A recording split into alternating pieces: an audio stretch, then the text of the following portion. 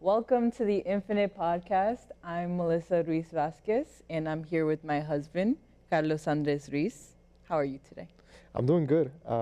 It's Friday. It's rainy. How do you feel about rainy days? Depends. If I have a whole lot to do, like outside of the house, I'm like, ugh, I have to. If it's cold, it's especially like, ugh. Yeah. But like if it's warm, I'm like, it better not be a day that I have to wash my hair, because then my hair's gonna get so That was frizzy. on episode 1. Maybe. Yeah. But if I get to just chill at all home all day, the Yeah. sound of the rain just is. Oh yes. It's so calming. I can handle rain. I can handle cold, but those two together, Especially during training. especially as a coach. When you were a player, how did you feel about rainy sessions? Did you enjoy those? So it depended, because I guess it depends what team, like Okay. what kind of season you're playing in. I didn't mind it. I thought it was fun. And like, because I guess if you're a player that's like sliding all over the place, then it's extra fun because you slide a little further. But in college, we had a grass field. So Oh. that is less fun. Really? Well, I feel like I would just go off like the ball slide moves from so like much from less. from the start of the field to the other. Studs the up. full 120. Studs up. Studs up Yeah. the whole Yeah. thing. That's funny. No, I mean, because also, like, if it got so bad, we couldn't train. So then I'm like, Oh yeah. and like, if it was a home game, then we couldn't, they might end up like moving where we play Oh, or true. canceling it altogether. So Damn. it was like give and take. But Okay. actually when playing in the yeah, rain yeah. is fun. Well, there have been teams in which the entire club cancels practice, and then like, no, don't cancel my team's practice. If it's not thunder, like I'm there, and then I'm on the car ride trying to like think of like what do I say to the players that I can convince them that like this is exactly what we needed, and in that process actually I remember there was one time where we used to train in this field that is surrounded by trees, and then I was like, this is a perfect moment to show them that we are so interconnected with creation, and that trees don't grow without rain, and there's something about the rainy sessions that we grow together. And it's almost like when I think of yes, it's good to have wins and amazing seasons, but there's something timeless about a session inside of the worst conditions where you just lose yourself and tactics go out of the way, and it's just my pennies against your color pennies, and we're just gonna have fun. And I think that hits to the essence, and there's something about the rain that interrupts the structure of where we're headed with this season's tactics. And it reminds us why we actually play. So I love a rainy session, but not all of them rainy, because I do think that we do need some structure in to be able to teach. So it's raining today. It's Friday. We don't have any sessions Let's today. just cancel this and go play. Cancel this and let's just go play. But we should do this in the rain. Okay, yeah, no, you guys Can you want imagine? Could we have like, I mean, it would be good for the plant. Is this real? No. It's not real. Okay. So the water wouldn't help. Yeah, let's jump into our little warm up. Okay, than all right. He's this like, is the he's like, rain. Andres, stop talking about rain. So similar to training sessions, we try to do warm-ups, drills, small-sided, and scrimmage. And this is the warm-up that we normally execute in our podcast. What shows are you into right now? What shows am I into? Wow, I actually like that one. You do. I'm I- sure you I do. love shows because I think shows help me disengage, and at the same time I can't turn off my brain that tries to connect all the things. So sometimes I see like, oh, this show might help me talk to a player, or this show gave me an idea for a team talk, or this show gave me an idea for coaching, like coaches meeting or whatever it may be. But right now, I am not currently on a show, but I have two shows to blame, and one is Ted Lasso. You know, if the audience watch Ted Lasso, I think it speaks to this like we were talking that rainy day, that there's so much of no structure and just go with the essence of why you play. I think Ted Lasso captures that, and it's hilarious. And Shrinking, Shrinking, that was another one that it's tough when you watch such a good show that you are left hopeless in the process of finding that next show. And so what we end up doing is now whenever you're cooking, Ted Lasso's on. And I think it's probably because I'm really interested in one, sports, but Shrinking has a lot to do with the human experience, with psychology, and how to relationally figure out problems, or how to deal with not figuring out problems but still having to be in relationship. Those are two shows that I would watch again and again and again until their next season comes out. How about you? That's good. No, that's so the degree of how good a show is how hopeless do you feel? Is that That's such a good metric. That's such a good metric. That's great. Yeah. That's so you. That's so me.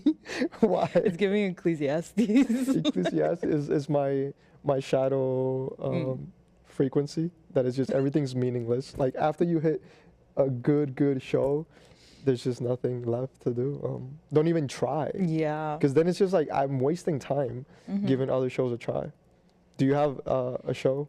No, I mean, Those two? as you know, like you just said, I just revert back to Ted Lasso because I think I'm a creature of like habit. Like I just need like I'm fine with hearing the same line over and over again. Like It's so especially funny. when the characters are like, I think I like get attached to the characters. So Yeah. I'm like, I'll listen to TED Talk all day. I'll Yeah. listen to Keely. I'll listen to all of them. Yeah. And you know I love Jamie's accent. So like it's so funny to listen to. Yeah. But yeah, I would just say Ted Lasso. I think that's what makes any show so good. When I think the reason we attach to the characters is because there's a layer of the character that we see ourselves. And any show that we can see ourselves in multiple characters, we can't get off the screen. I guess let's stay on that. You're gonna stick with Ted and Shrinking? Yep. You watched this other one that my sister shout out to my sister that's in the control room right now, hitting the buttons. Paola Andrea Ruiz. So you gotta drop the name. And actually Emily, I can't forget about Emily. She's the OG. She's back. Emily's back helping Pao. But is there a character? Why did I say Pao? So, because she also watches the show. Oh, the show that you, yeah. Which is Not back to Abbott Ted Lasso. Elementary. Abbott Elementary? So good. I 10 don't know. out of 10. I've tried. What I've really tried. You did. And I appreciate that. But it's the mockumentary that you It is the can't get behind. mockumentary. Like, imagine like we're here talking, and then all of a sudden I'm like, We do it all the time. What do you put mean? the camera on me. Somebody put this camera on me. Oh. And then I'm just like, and we're here. Don't leave it. Leave it there. And I'm here, and then boom. Like that has to be intimidating to the. I don't know. For me, To you. I don't want to be like. Don't bring me into the story. I'm trying to relax. Like Trying to like not exist for a little bit. Yeah. Yes. But I still want to identify. Yeah. And so like when Ted doesn't look at me, but he hits a joke that I'm like, oh, that's good. It didn't think- take energy from me. I think that's why I love it so much, though. Because it's like, you feel like you're there with them. Like, you're the person behind the camera that they're just like, when they do like little side interviews, like they're talking to you. Yeah. Or like when they're having their conversations and then they just shoot and like make a face. No. Like that. I think the nature of what I do puts me at a place where I'm being looked at a lot as a coach. And so I don't want to be looked at when I'm trying to relax. Like Bob says, you don't want to be perceived. I don't want to be perceived once I'm not working. And it takes energy from me, and I need to recharge.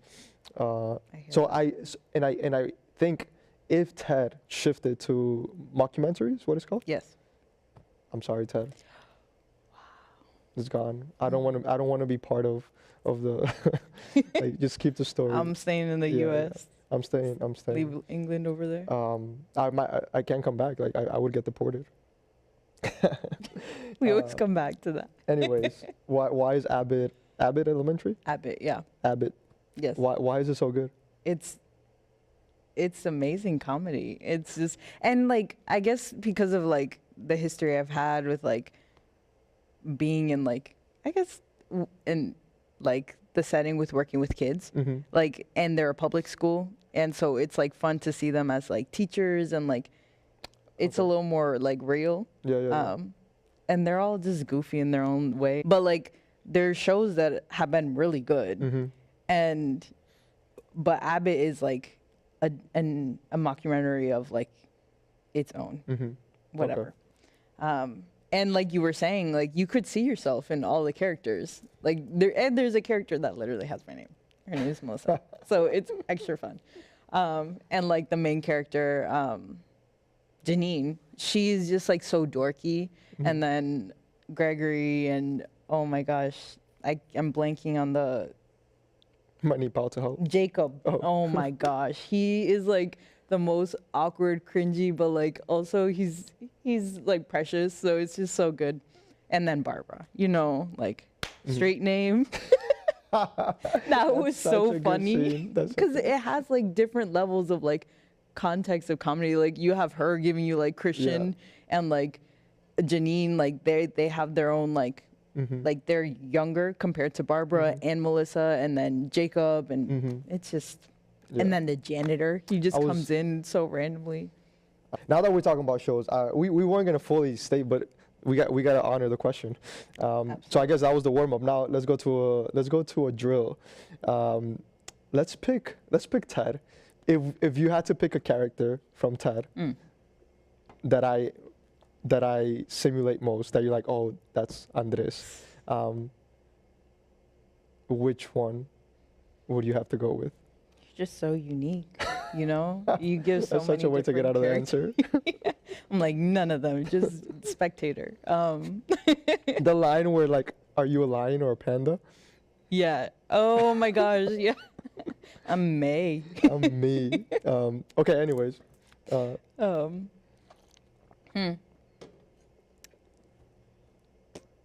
It is a tough one, but I would say, so there's so many different directions I could take this, like in terms of like, how do I think your line of thinking resonates with some of the characters versus like how you outwardly present yourself.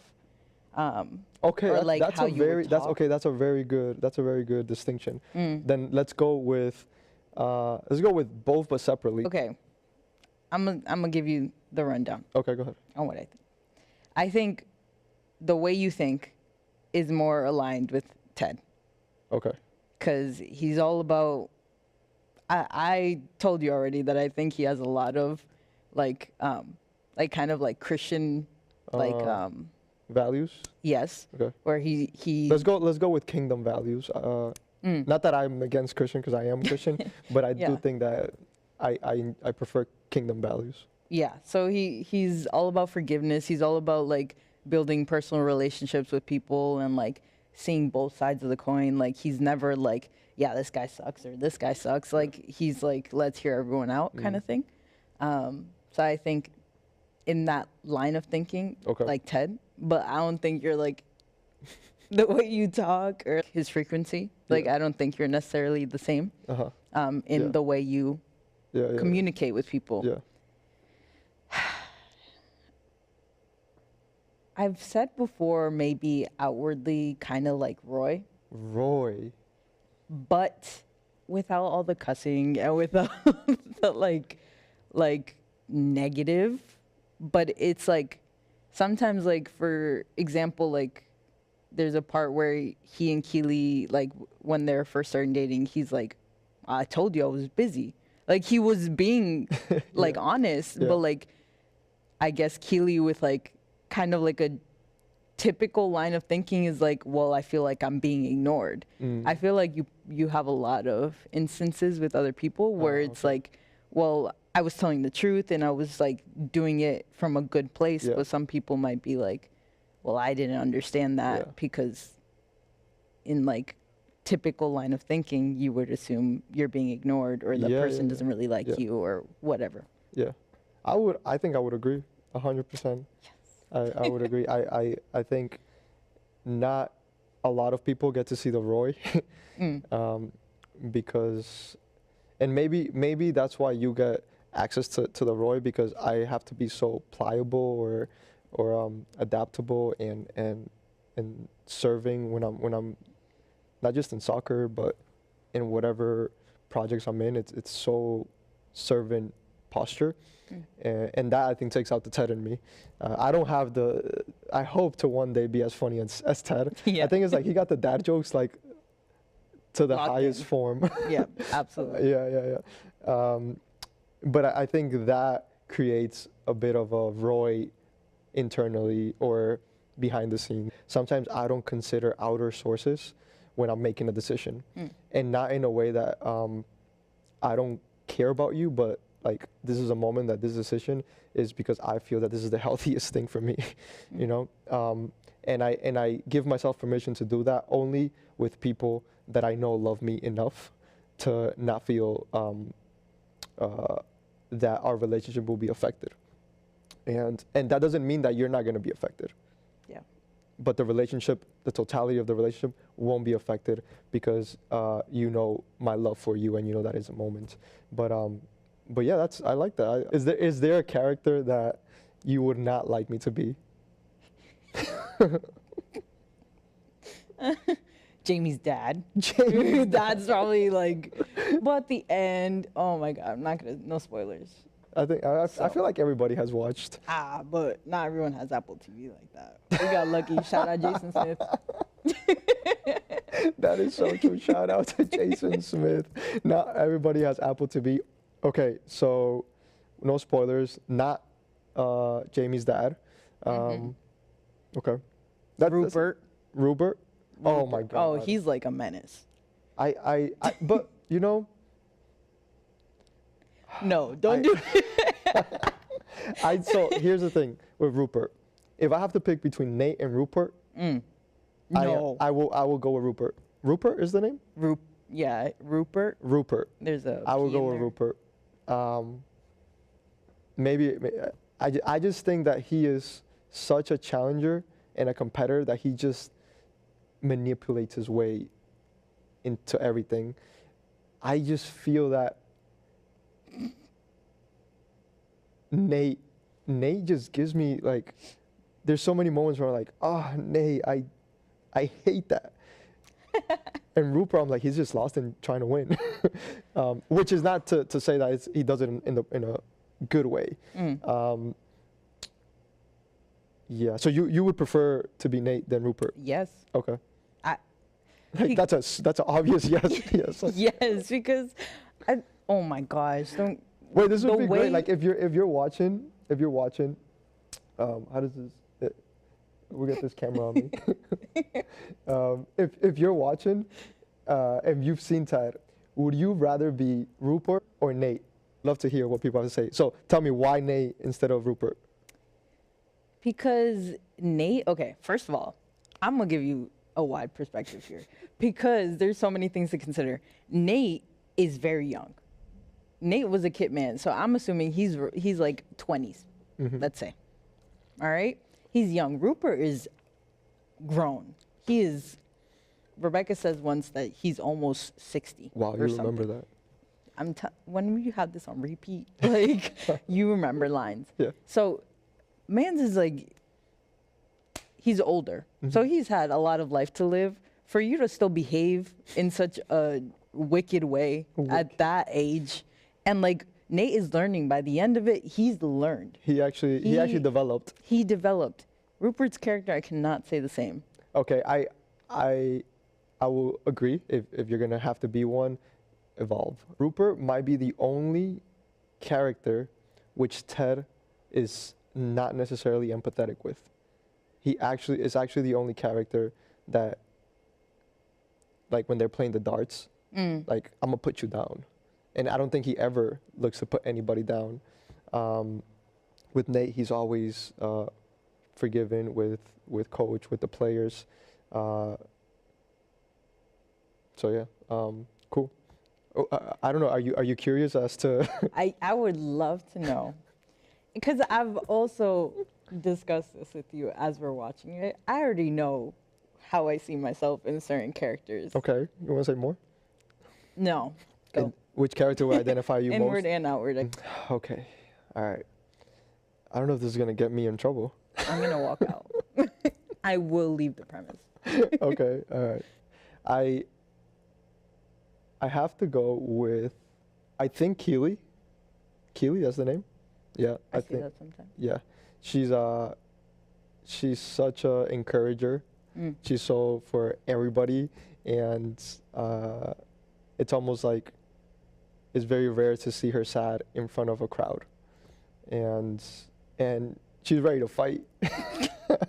She's ready to like when Rupert comes to the funeral with the baby and she starts talking shit about the baby. He's like, that baby's like ugly or whatever. I think he would do that. No, not the way that's the example you give. What? That's just funny. Do you agree? Yeah, Okay. I do. Like you're there for your day ones and twos Yes. and threes and fours. And we just met last week. Yeah, and I think she looks up to Rebecca, Mm. and I think you really are honest when you look up to people, and appreciate their power or their goodness. So Keely, and then a mixture of Keely and You're stalling so hard on that. I already know. what you're gonna say. no, Higgins. Oh.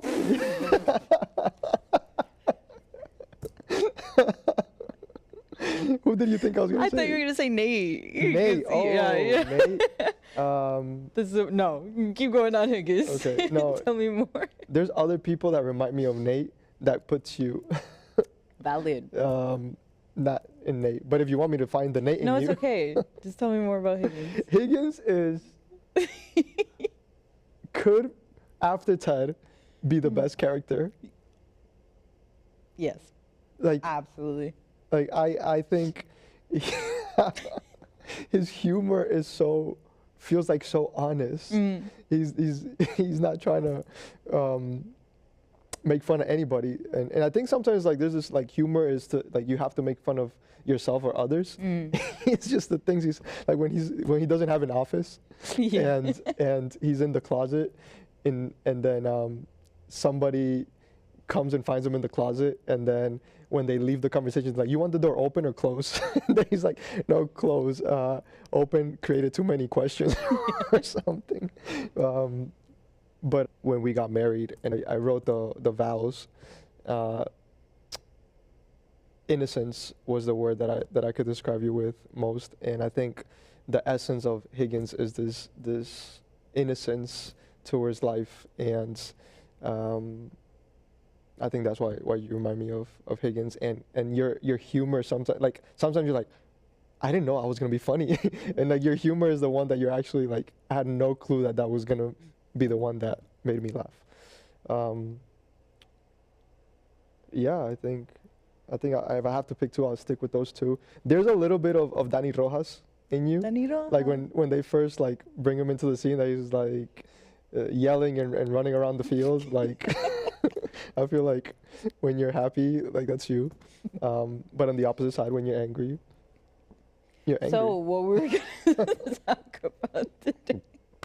This is not what we were going to talk about? We took timeless and became that essence. Like we had unlimited time in here. Okay.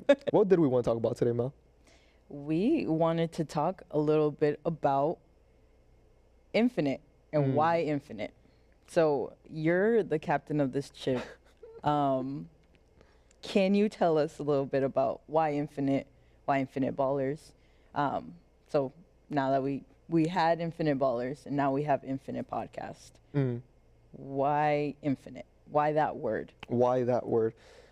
So we talked about it a little bit in one of the episodes, and I gave a little bit more of the infinite ballers description or explanation. I do think it becomes a little bit different when you separate infinite from ballers, and for me, one of the first words that comes to mind when I think of infinite is timeless, and It's a word that I think we unintentionally or unaware, I think unaware, are looking to activate in our time here. I think we all want to be timeless. And what I mean by that is the opposite approach would maybe help you understand that better, and is the fact that we would hate to leave this earth without having contributed. And I think our contribution is what will give us the feeling that we became timeless. I think of some of the best artists or some of the best athletes. It's their timelessness that puts them and helps them redefine the sport. And I think that we've only, it's easier to see timeless in fame or in the celebrity world, but I do genuinely believe that we can activate this timeless contribution through finding a way to activate our healthiest version. And there's, I know in sports, talking about I want to be the best version of myself is compelling, but I would encourage to change best to healthiest. And I think sometimes we are not the best in a domain, but that might feel like we're digressing. But if we're always healthy, we are tapping into the fullness of the expression as a human, and we forget that it is the human underneath the athlete that actually controls the athlete. And when we only focus on the athlete, we miss the infinite part of us. The athlete is so temporary. The athlete is the removal of the word in infinite. The athlete is finite. And that's a big reason why the closer you get to the end of that, the more identity crisis you may have. The moment you have an injury, there's a big identity crisis because this finite thing feels like, at least for a moment, is coming to an end, and you no longer know who you are. And I think activating the timeless identities inside of us, the timeless principles, essence that we have inside, when you put that inside of a song, that song becomes timeless. And so that's why infinite is such an important word that holds such a unique sentiment inside of me. I choose to believe that we are timeless creatures, and physically, our physicality is finite, but our essence and our soul and our spirit, and when we combine those, I think we do some infinite, timeless things here on earth. And bringing it back to sports, it's just Messi has become timeless. You know, Michael Phelps has become timeless. Michael Jordan has become timeless, and in a way that not everybody is a Bulls fan, not everybody is like, I don't know anything about swimming, but I would watch Michael Phelps and cheer for him to get another gold medal. And the world, not just me, the world. Like, there was people in Brazil who wanted Messi to win the World Cup. That's insane to talk about. Yeah. You know, and it speaks of this unique ability to tap into this infinite that it actually creates the opposite of separation, which sports can do a lot. Like, it'll separate us from one country, the other country, one team, the other team. But greatness and genius, which I think are also synonyms for timeless and infinite, actually recreates what we are, which is actually one. Like, we're all humans, and then we express from our humanity into these crafts. That's a long answer to your question, but I feel so deeply for the word infinite, and that's why this podcast, we intentionally decided to, hey, let's remove ballers, and let's double down on infinite, because I think the infinite is actually what's most important. Could you give me an example of something that you feel makes the human underneath, like, let's say, let's put you in this example. Like, what makes you infinite and how that affects, well, when you were an athlete, how that affected your athletic identity and like how you express yourself and how that helped your performance. How being aware of being infinite helped my performance. Mm. I think part of the reason why I'm so passionate about this is because I wish I had a perspective on this when I was an athlete. I think it would have optimized my performance. I think if I can pick a moment, there's a moment that for me it's been a moment that for me it's infinite. I remember my freshman year, my first game with Boston University. We were at St. John's, and we were in this locker room, away team locker room, which it's always uglier and less comfortable. And it was the first game of the season, and everybody was nervous.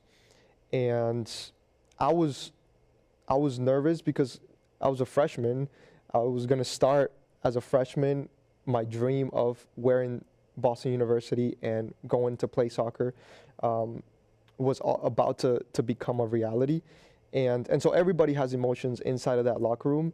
And then I remember that the head coach of Boston University, who several months ago in a conversation had told me that, hey, unfortunately we don't have the ability to have you at Boston University, had now made the decision to start me in their first season game. And on top of that, inside of that locker room, say, can you pray for us? He said, I don't know what it is about you, but I feel like God listens to you. And I think the ability for me to constantly be representing not just the athlete in me, but the people around me, be able to see that there's something else that comes along with him. And in this moment, maybe that can activate some sort of peace, calm, and confidence for what we're about to take on. That moment for me is something that, and for me, it was, I thought I played really well. I think I played 80 minutes that day, and I kept starting until I think I got injured mid-season. But I do think that being able to feel that I can bring that layer of me into the locker room just allows me to play more freely. Imagine, like, when I make a mistake, it hits, at least for me, it hit different when I made a mistake, and I know that the coach that has to evaluate me and decide whether I come off is the same person that asked me to pray for the whole team before the game. And that actually makes my mistake not take over me. And that's one example that I feel that being able to tap into the infinite essence of how I saw myself and being upfront with my spirituality affected in a positive way my performance on the field, and not just on the field, but my contribution to the team, because I remember in the bus ride, you do, like, I do the prayer, and then I don't know, like, is it weird, is it not weird, but I drop the prayer, and then in the bus I have one of the captains like, yo, that was a dope prayer, I didn't know you had this in you. And so something about that also taps into the best phrase that I have is it would be like relational intelligence. And I think when you are able to tap into what you fully are and what your essence transmits, the relational just becomes so dynamic and open in an exchange of, I don't even know if he believes the same that I believe, but that moment touched him. Yeah. And so the ability to do that, if you're intentionally aware of these moments, you start to tap into relational intelligence. And within that, there's specific principles that allow you to walk into spaces very confident. Yeah. So you touched on relational intelligence, and so the big reason that we're doing this podcast is that we want to let people know what Infinite is about, and we want to help people. Can you talk a little bit about like relational intelligence, emotional intelligence, and character? Yeah, I think infinite is like infinite is the big word that we want to activate in the athlete, but I think I use the athlete as an excuse to activate this in the human that's underneath the athlete.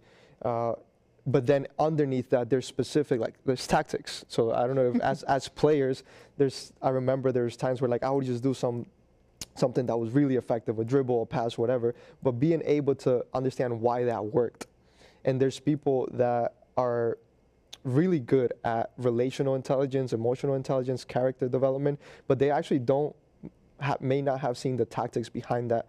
And like any craft, when you understand the tactical side of it, you actually know when to use it and when to not. It's the difference between skill and talent. So I can have the talent to shoot the ball upper 90 every single time, but skill comes in when I have the ability to know when to do that. Because I may have the talent to do that shot, but if I do that shot from my own goal, it's not going to work. If I do that shot from the middle of the field, it's not going to work. So it's more of the skill of being able to use that talent. And so when we talk about relational intelligence, emotional intelligence, and character development, it's not even the fact that we're going to bring this into you. It's that we're going to bring this out of you so that you can see it and understand how this is true to you, who you are, and how to use that to optimize your talent. And not just in sports, but just in every domain of life. And so those are three that are I think when you talk about where education is headed, for example, with artificial intelligence and all the answers being out there for us to obtain, I think one thing that artificial intelligence cannot touch on is these three principles. Artificial intelligence can fully teach us relational intelligence and the execution and the reps. Emotional intelligence, like you can know all of what is good and bad about impulse control and emotional equilibrium, but it's the tangible person that's going to help you have an analysis of what is triggering me, what is not triggering me, why do I act a certain way. But AI cannot fully help you with emotional intelligence. And then character development, you can step into, and a different word for character development could just be self-mastery or discipline. And you can have all of the things that you know will bring the best character in you possible on chat, ask the AI, but the implementation of it needs another human to hold you accountable, to honestly tell you where you got it right, where you got it wrong. The actual expression of it needs another human. And so these three actually are, for me, infinite principles that, and I think what makes them infinite is that the only thing that can really access it is the human experience. And when you tap into those, that's when I think the human actually becomes timeless. I guess one example that I can give is when you look at the World Cup final, and when you look at both teams, and you look at the pay of the French team and the pay of the Argentinian team, the French team was disproportionately better paid, and they have more skillful athletes overall within the world of soccer. But Argentina had something that differentiated them, which was there was an entire locker room looking for Messi to become timeless. And that taps into the relational side of things and the emotional side of things and the discipline and the mastery of, in 1 month, how will we deal with our emotions if we know that we have the aim of Messi needs to earn this because of what he's done for soccer. And so there's a different approach to your ability to control and execute and deliver than maybe the French team had, because they didn't have that one relational focus that I think for me created an advantage for a team like Argentina. So all that to say that I think it goes beyond talent, and these three will actually amplify your talent. And I am so passionate and convinced that these three are what will bring the healthiest and the maximum version of yourself. Yeah, I like that you bring up the fact that it's beyond talent, because when you mention Michael Jordan, when you mention Michael Phelps, well, being on the Michaels, when you talk about Kobe, like it's easy to just kind of write them off and be like, well, they're timeless because they're talented. Like they're timeless because they had the ability to get where they were because they were just, it was their God-given gift kind of thing. Yeah. When I hate that excuse. Yeah, I imagine you do. Yeah. Because and a lot of people like you mentioned Messi, like a lot of people will say, well, I like Ronaldo because like he wasn't given that gift and like he had to work really hard to get where he was at, which I'm sure, which we know is true. But I think the combination of that, of the skill and, like you mentioned, having that relational intelligence, that those things that go beyond their talent is what really makes them who they are. You think about Kobe Bryant and Michael Jordan, and Kobe Bryant was seeking to achieve what Michael Jordan did, and there's coaches that have said that the person that simulated or like just felt like it was another Mike on the court was Kobe. And when you look at both of their careers, Kobe got 5 championships and Michael got 6 championships. And I choose to believe that the difference between Michael getting to 6 and Kobe not getting there is because Michael actually didn't care whether he won them with Scottie Pippen or if he won them by himself.